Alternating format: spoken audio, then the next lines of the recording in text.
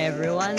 We have a special treat today. We're very excited to have a covert, disguised interview with one of our favorite colleagues, the semi-famous underground guerrilla political artist and social media mess with her, VoteBitch. And she's going to tell us what she's been working on, kind of show us the latest, and we're going to get to see behind the curtain.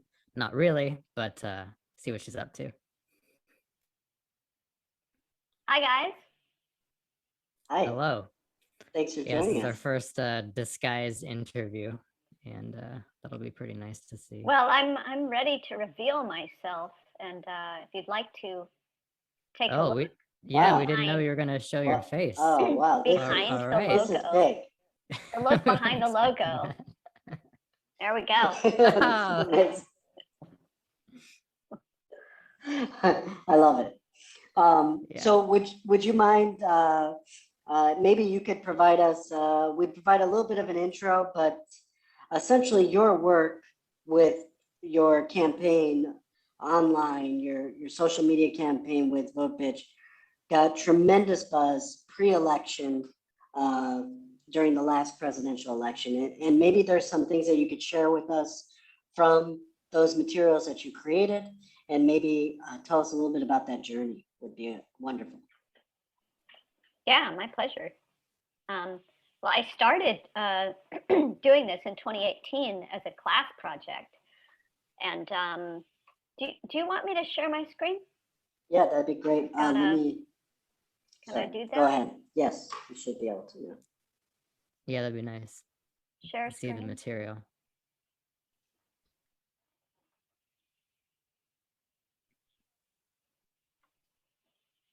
Is that working? Yeah, Yes. perfect. Awesome. I started in 2018. What was going on? Just a note to viewers. I have a particular opinion. I have a point of view, and I welcome people to use my methods for putting out their own point of view. So you may disagree or agree with me, and that's great. But I'm just here to share methodology. So Trump had been elected, and I wasn't happy about it. And I started out wanting to really get out the vote. I took this class, and a lot of my classmates were not really interested in voting. It was an off-season election, and our assignment was to get out, do some kind of campaign. And in thinking about it, I realized I wanted to do something to encourage people to vote in an off-season election. So I started kind of with that idea. And as you can see, not a lot of likes starting off.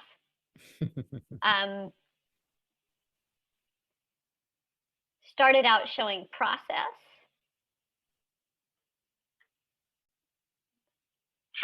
Had some ideas, and tried to think about ways to encourage people to really get out the vote. How should we do this here? I am an artist, and I work as a graphic designer by trade.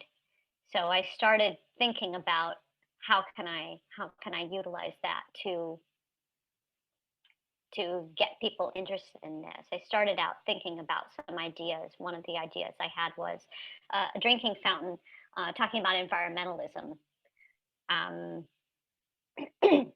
doing some kind of installation. I wanted to do something that I could note and put out there. And I had this idea that if I could make something that would be out in the real world and would encourage people to photograph it and post it themselves, that was kind of what I wanted to do. So I tested a bunch of stuff and started trying things. Here's another idea.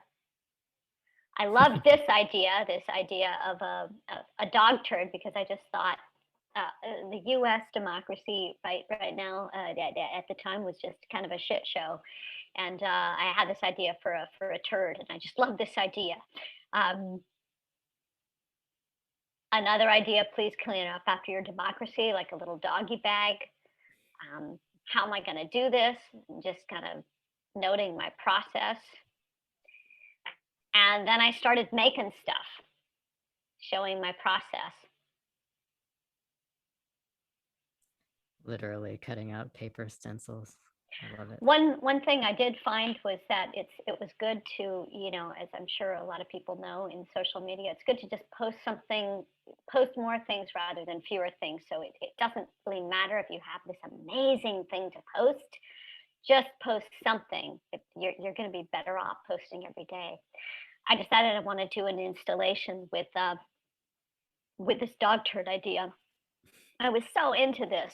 I was really into this, so I made this recipe and showed my process there. This beautiful dog turd. I still can't It was believe so how good. I was good really, that really turned pleased out. about this. Turns out, this wound up not doing as well as I wanted it to, because it turns out Instagram is not really about your clever ideas so much as, things that people want to look at and they respond to. Wanted to make a little flag for it.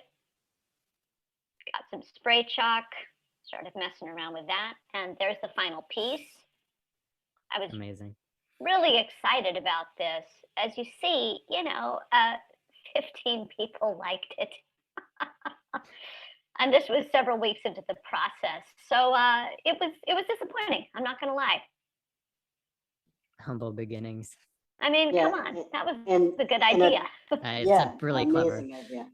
And a tremendous amount of effort goes in for only 15 likes, right? So that can be a little bit disappointing too.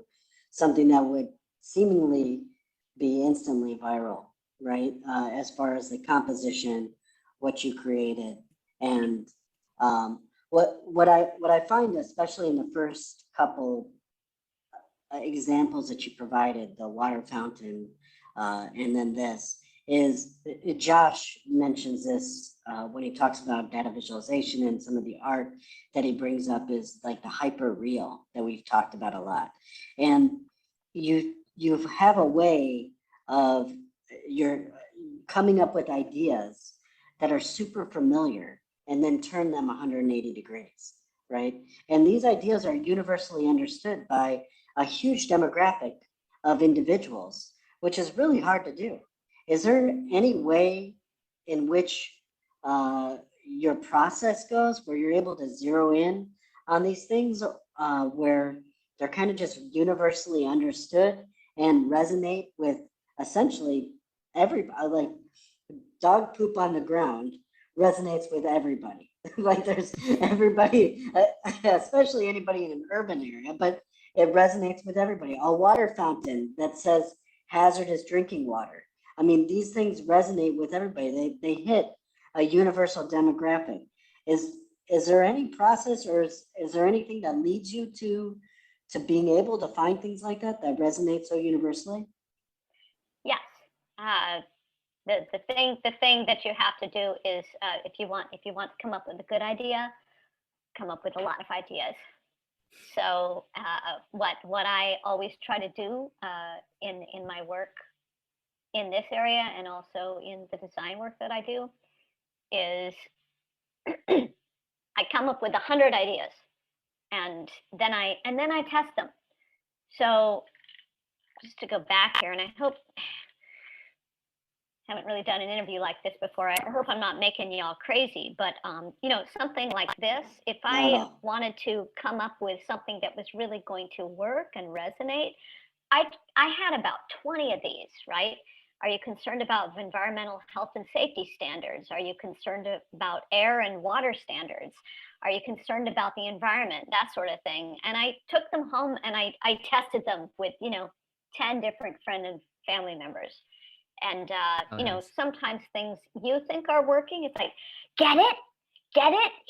Because it's a dog turd. And, sometimes you're sitting there And people are like, yeah, that's only in your head, VoteBitch, right? So test, test, test, and come up with a lot of ideas and try stuff out. What finally worked for this one, this was the one that people really focused on. So have a lot of ideas and don't be afraid to try stuff and try not to be too attached to things. And that would be my advice. You know, something like this, man, I just thought that was so clever. I was so pleased with myself. And 25 likes, right? So as you said, Justin, it's it's a long road to popularity. Maybe there's something, I think it's so clever though. Like I would have loved to have watched people interact with that in real life on the street. And I wonder too, maybe it is Yeah. that panopticon that is Instagram. You know, maybe people don't even want to be seen liking something that has you know, feces in it or something because they're so squeamish of getting associated with that. I don't know. Instagram's a strange place. It is a strange place, and but you know, you can crack it. Even, you know, something like this where it's like even up close and personal. Yeah, I mean, Well, let's isn't this the highest art of graffiti? Like, this should be probably the highest tier of graffiti, I would imagine. As far as the roots of graffiti and the purpose of it, you know, objectifying the materials that surround us. I mean, there's no bigger way that you could do this. But I will also say you definitely did cross something. You might have only got 15 followers, but you checked something off a bucket list of making poop yourself. I mean, that's got to be something that is certainly something that's got to be really rewarding when you made your own poop. I gotta imagine, right? There's something very satisfying about that. Well, what I learned was peanut butter, peanuts, and brown food coloring, not chocolate, because apparently dogs may come across this. And a friend of mine said, don't do it, because if the dog eats it and it has chocolate in it, that's going to be bad. Yeah. But so I was really tickled with those. You know, it turns out people don't really want to see that. It's not a happy thing to see, right? But while I was doing it, this wound up being a very successful thing for me. Here it only has 18 likes, but it led to something else. This was hey, what if I did this? And this is just a comp, right? It's a comprehensive. It looks like the real thing, but it isn't. And I thought, hey, this should have a, you know, a little thing with it. And so I thought of please clean up after your democracy, and you know, 18 people liked it, whatever, moving on. But that it wound up, and we don't have to go through my whole thing.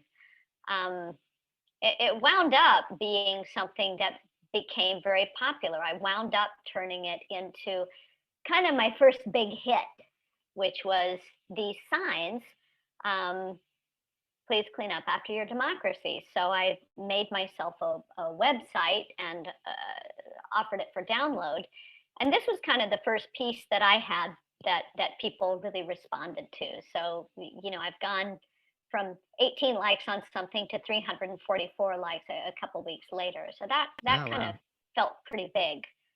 And what I wound up doing was making these signs, and this is all very well and good to have people like your stuff on Instagram. But what I really wanted to do was kind of start a movement. I mean, my objective, my goal was to, you know, always have a goal. What do you want to be doing, right? And what I really wanted to do was I wanted to elevate the level of engagement in the electoral process.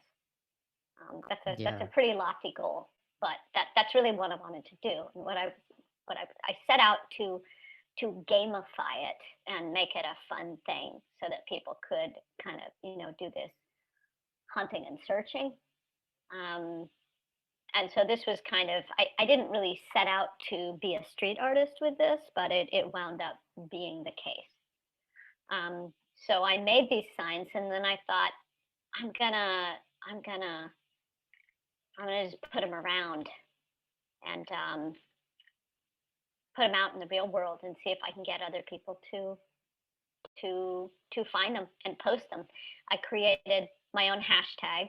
It hadn't really been used before much. It had like, I don't know, five or six votes on the whole thing, 5 or 6 posts on the whole It actually hashtag. matters. It No, actually that's matters. Vote. It that's so actually matters smart. because yeah, I had some friends who were, you know, in their 20s, like most students, and saying, does it really even matter that I vote in an off-year election? And I was like, oh my God, yes, it actually matters. Like, it's the So most, it's more important than the other one. yeah. So you know, a lot of it was, I mean, my big goal was, you know, educating people and saying, you know, here's this thing. So I wound up making these signs and putting them out and about and seeing if I could get people to find them themselves. Engineering their let me behavior, let me and it find it. actually Yeah. worked. Uh-huh. That's amazing. And people did. These are actually from the 2020 election, but people, you know, people found them and posted them themselves. That's amazing. And that was the big goal.